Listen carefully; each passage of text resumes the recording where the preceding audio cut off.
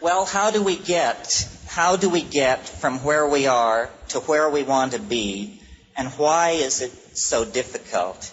Well, I think it's difficult because we have a lousy way of communicating.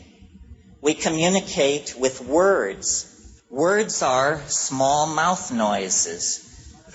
Small mouth noises are a very low-grade channel of communication. What virtual reality holds out is the possibility that we can create a language where we see what we mean. If we could see what we mean, we would have a kind of telepathy. Anyway, the last point I want to make, because I think this is very important, we all talk about psychedelics, the impact on ourselves, the individual experience. But what are they when you look at 1 million psychedelic trips? What does it do to society? What it does is it dissolves boundaries. It dissolves the ultimate boundary, which is the ultimate fuck-up, which is ego.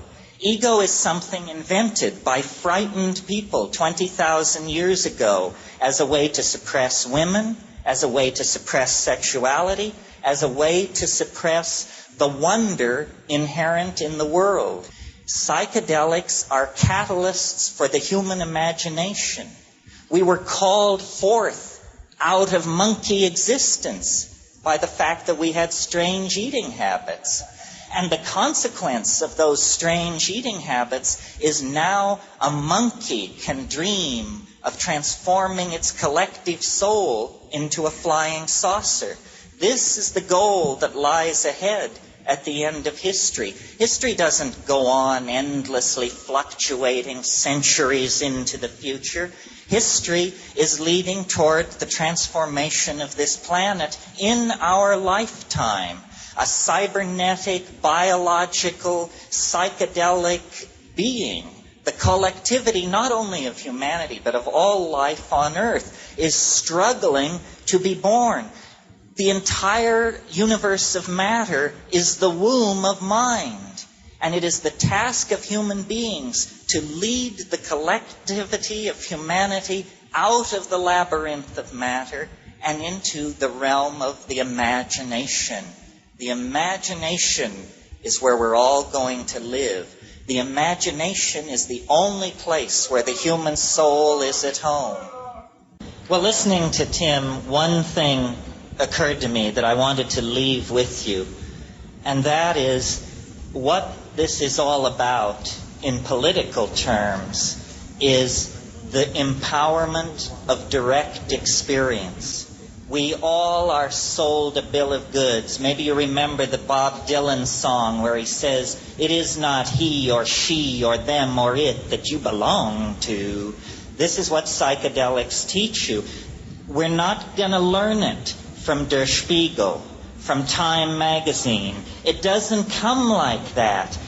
Direct experience, your opinion, your feelings, your sexuality is the only real thing in your universe.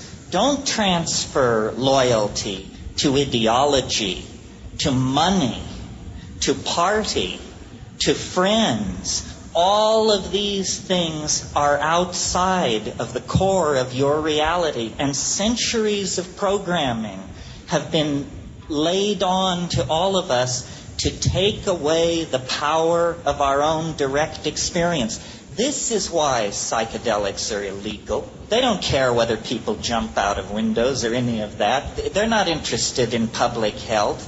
They do not want people to take back their minds. Yeah. And we're going to take back our minds. Soon. The sooner the better. That's really, to my mind, the bottom line. That's why this thing has potential world consequences, because an empowered individual in touch with their own existential core can do what that guy did with the 18 tanks. It was an idea that stopped the tanks, and it was an idea expressed not over state radio, not through the newspapers, but by one person taking a stand. You know, a great American philosopher, and I hope it was Emerson, said... No, it was Emerson. Said, if you are right, you are a majority of one. You are a majority of one.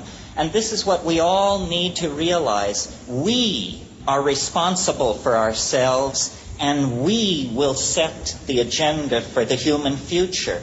The mushrooms once said to me, you must have a plan.